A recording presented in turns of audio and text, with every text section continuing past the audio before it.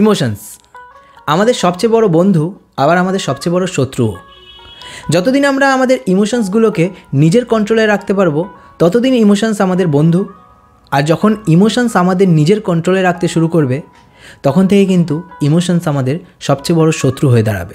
আমাদের প্রত্যেকের মধ্যে কিন্তু বিভিন্ন রকমের ইমোশন কাজ করে, যেমন রাগ, ভয়, খুশি, গিল্ট, অ্যাংজাইটি, টেনশন, এরকম বিভিন্ন রকমের ইমোশনস সিচুয়েশন অনুযায়ী নিজেদের প্রভাব আমাদের উপর বিস্তার করে। কিন্তু এই সমস্ত ইমোশনগুলো যখন আউট অফ কন্ট্রোল হয়ে যায়, যখন আমাদের কন্ট্রোলের বাইরে চলে যায়, তখন কিন্তু আমাদের মধ্যে এত বেশি অস্থিরতা, এত বেশি চঞ্চলতা কাজ করে যে না তো আমরা ঠিকমতো নিজের কাজ করতে পারি, যদি আমরা স্টুডেন্ট হই না তো ঠিকমতো পড়াশোনা করতে পারি, না তো নিজের রিলেশনশিপ ঠিকমতো ম্যানেজ করতে পারি, আর সর্বোপরি না তো আমরা শান্তিতে থাকতে পারি। তো আজকের এই ভিডিওটা কিন্তু কিভাবে নিজের ইমোশনসকে কন্ট্রোল করে নিজের লাইফকে একটু বেটার বানানো যায়, কিভাবে শান্তিতে থাকা যায়, কিভাবে নিজের লাইফটাকে বাঁচার মতো করে বাঁচা যায়, এর ওপর আজকে আমি কোনো রকম গল্পের মাধ্যমে এক্সাম্পল দিয়ে এর সলিউশন বলার চেষ্টা করব না বা এই নিয়ে কথা বলবো না।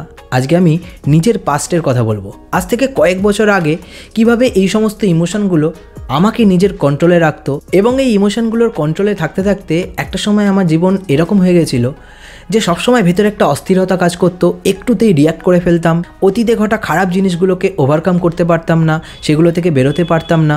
তখন এরকম হতো, তোমরাও দেখো নিজের সাথে রিলেট করে তোমাদের হয়তো এরকম হয় যে ধরো কিছু মানুষ রয়েছে, কেউ বন্ধু, কেউ আমার রিলেটিভ, বা কেউ আমার অফিসের বস, বা এরকম আলাদা আলাদা লোক, প্রত্যেকের থেকে আমার কিছু কিছু এক্সপেকটেশন সেট করা ছিল যে এই মানুষটা আমার সঙ্গে এরকম ব্যবহার করবে, এই মানুষটা আমার সঙ্গে এরকম ব্যবহার করবে, এই মানুষটা এরকম ব্যবহার করবে। এবার তার সেই ব্যবহার যেরকম আমার মাইন্ডে আমি ঠিক করে রেখেছি তার থেকে যদি একটু এদিক ওদিক হয়ে যেত, এক্সাম্পল হিসাবে বলছি, ধরো আমার একটা বন্ধু খুব ভালো, তার সঙ্গে আমার সম্পর্ক, তার সঙ্গে আমার কোনো সমস্যাও নেই, কিন্তু হঠাৎ করে তার বিহেভিয়ার একটু বদলে গেল। এক দুদিন হয়তো সে ঠিকমতো কথা বললো না, বা কোনো কারণে কোনো একটা সিচুয়েশানে গিয়ে সে আমার ওপর কোনো কারণে রিয়্যাক্ট করে ফেললো। এবার কী হতো, তার এই যে ব্যবহারের হঠাৎ করে বদল, তার জন্য আমার মধ্যে বিভিন্ন রকম ওভার থিঙ্কিং শুরু হতো। কেন এরকম করলো? আমার ওপর কি কোনো কারণে রাগ করেছে? কেউ কি আমার নামে কিছু মিথ্যে ওকে বলেছে? এক্স্যাক্ট কারণটা কিন্তু ওর সঙ্গে কথা বলে ক্লিয়ার করছি না, তার বদলে নিজের মনের মধ্যে বিভিন্ন রকমের স্টোরি বানাতে থাকি আমরা, যে এটার কারণে ও এরকম ব্যবহার করছে না তো, ওই কারণের জন্য এই করছে না তো।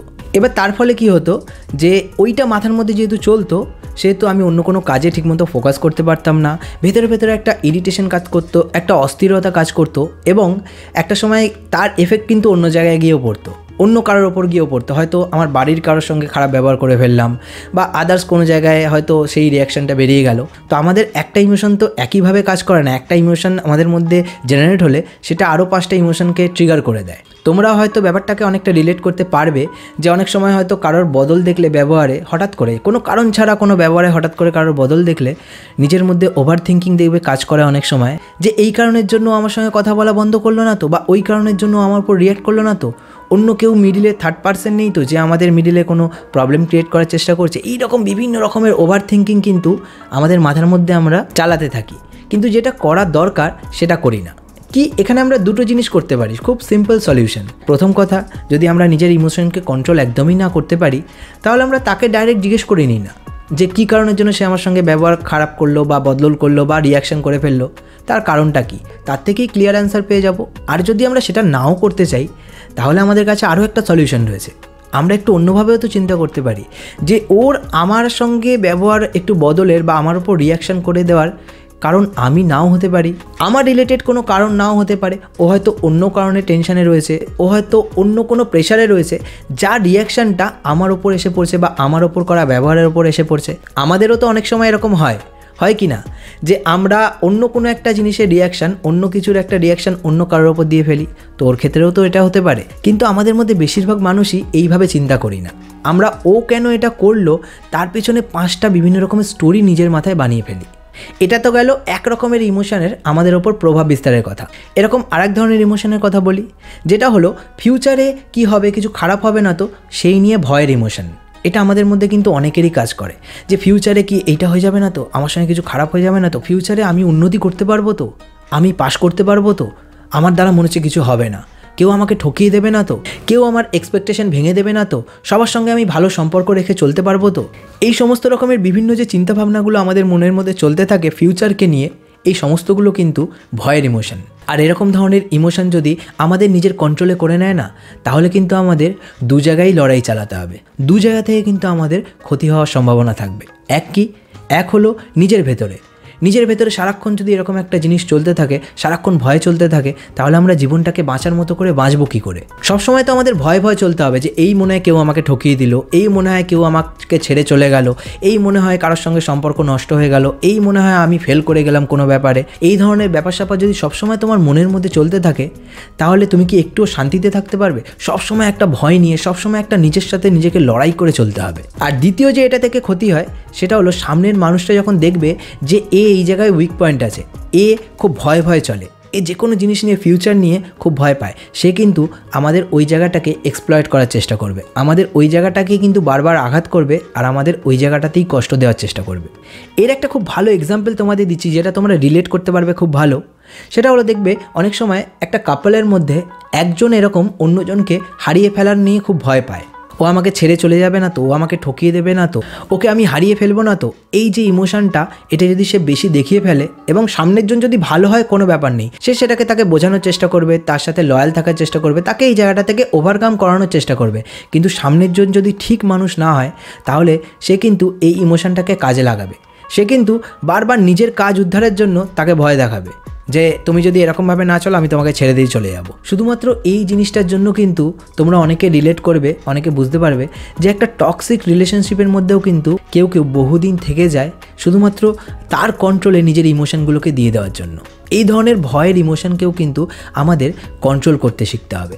এবার প্রশ্ন হলো, এই ধরনের ভয়ের ইমোশনগুলোকে আমরা কন্ট্রোল করব কী করে? এই ধরনের ইমোশনকে কন্ট্রোল করতে হলে আমাদের সেলফ কনফিডেন্স বা আত্মবিশ্বাস সবার আগে বাড়াতে হবে। আমাদের নিজের ওপর বিলিভ রাখতে হবে যে না, আমরা তুচ্ছ নই। লোকে চাইলো আর আমাকে ঠকিয়ে চলে গেল, কেউ এসে আমাকে বলল যে তোর দ্বারা কিছু হবে না জীবনে, আর আমি জীবনে আর উন্নতি করতে পারলাম না, আর এগোলাম না। কিংবা কারোর থেকে আমরা এক্সপেকটেশন রাখলাম, আর সেই এক্সপেকটেশন কোনো কারণে ফুলফিল করতে পারলো না, তাই জন্য আমি নিজের লাইফ এক জায়গায় থামিয়ে দিলাম, আমি ওই দুঃখেই রয়ে গেলাম, আমি ওটাকে অ্যাকসেপ্ট করতে পারলাম না, জীবনে মুভ অন করতে পারলাম না। এই জিনিস যেন না হয়। আমাদের নিজের আত্মবিশ্বাস এতটাই মজবুত বানিয়ে ফেলতে হবে যে এই সবগুলো আমাদের আর খুব একটা যেন বদার না করে। আজ থেকে 10 বছর আগের আমার কথা যদি বলি, আমি কারোর থেকে যদি এক্সপেকটেশন রাখতাম, সে যদি সেই এক্সপেকটেশনটা ফুলফিল না করতে পারতো, আমার খুব নিজেকে চিটেড মনে হতো সে আমাকে ঠকালো। কিন্তু আজকের দিনে দাঁড়িয়ে আমি কিন্তু এক্সপেকটেশন রাখা ছাড়িনি, আমি কিন্তু এক্সপেকটেশন আজও রাখি, কিন্তু তার সঙ্গে সঙ্গে নিজের মাইন্ডে এটাও বোঝানো আছে যে সে এক্সপেকটেশন যে আমার ফুলফিল করবেই সেটা কিন্তু কোনো মানে নেই, এটা কিন্তু আমার হাতেই নেই। সে এক্সপেকটেশন ফুলফিল করলে ভালো, আর যদি সে এক্সপেকটেশন অনুযায়ী কাজ না করে, তাহলে আমি কিন্তু সেটাকে ওভারকাম করে সামনে এগিয়ে যেতে পারি, মুভ অন করতে পারি। আর এটা কিন্তু একদিনে হয়নি, আস্তে আস্তে নিজেকে বুঝিয়ে চারপাশের মানুষকে প্রচুর অবজার্ভ করে এটা কিন্তু আমি শিখেছি। সবসময় যে সামনের জন আমাদের এক্সপেকটেশন অনুযায়ী কাজ করবেই, এটার কিন্তু আমাদের হাতে একদমই নেই।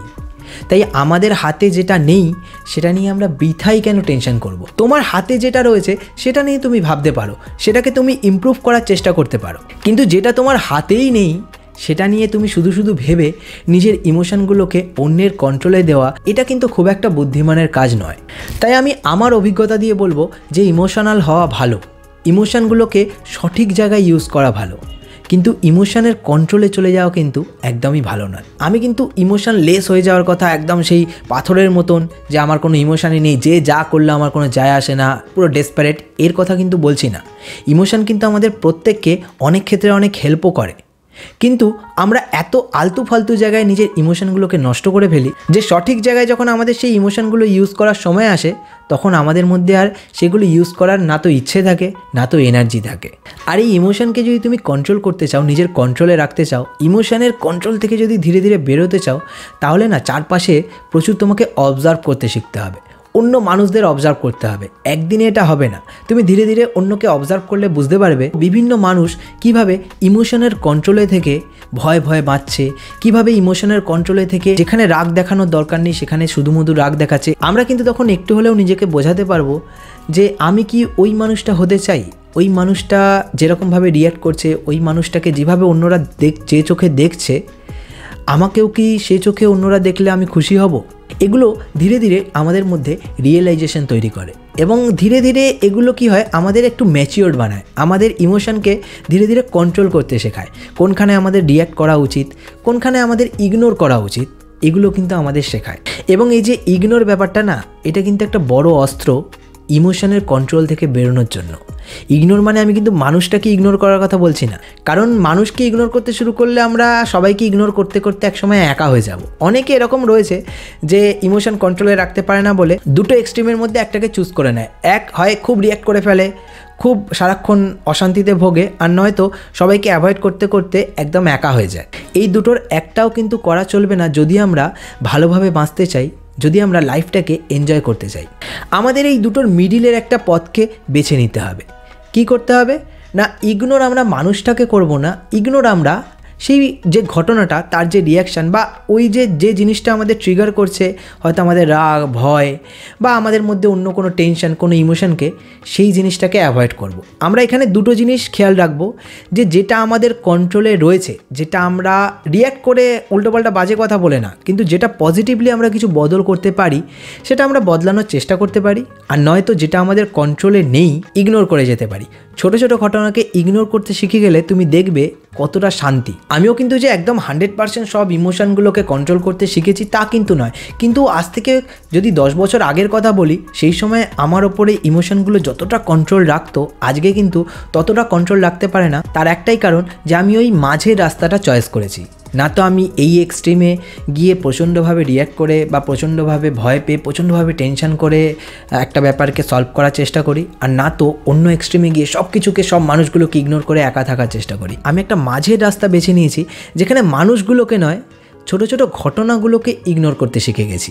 এরকমই তোমরাও যদি একটা মাঝের রাস্তা চয়েস করো এবং চারপাশের মানুষজনদের অবজার্ভ করতে শুরু করো, তোমরা বুঝতেই পারবে যে কোন মানুষটা তোমরা হতে চাও না আর কোন মানুষটা তোমরা হতে চাও।